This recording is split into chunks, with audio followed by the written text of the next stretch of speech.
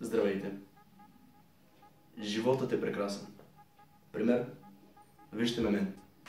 Аз правя застраховки и в момента се занимавам с моето хоби, правене на клипове. И шефа ми няма нищо против това. Атанасе, пак ли с тези клипови, бе? Виж колко документи има за работа.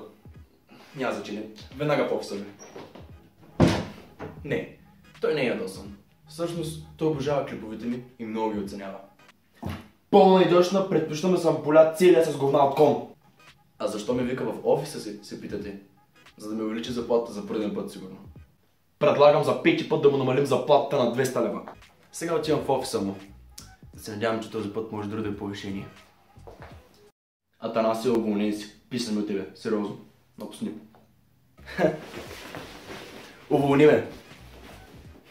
Късмет да намери друг, който ще го търпи. Той ще ме моли да се върна. Но важното е, че поне имам още жена до себе си.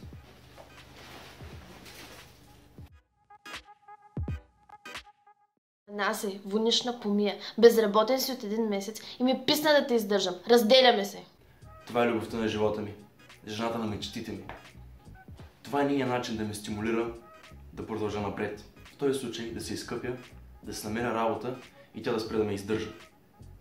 Мина още 1 месец. Още не съм се изкъпал. Още съм безработен. Но пък вече приятелката ми не ме издържа. Изглежда, че тя не е блажната за мен.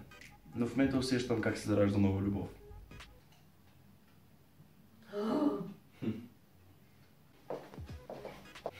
Ето го и шефа ме. Сигурно идва да ме моли да се върна на работа.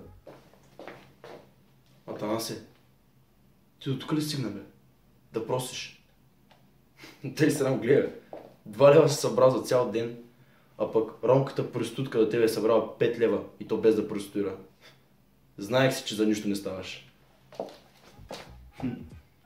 Още сигурно не е намерил човек за поста. Но аз ще завърша този клип само с 3 сатиристични думи. Животът е прекрасен. Subscribe.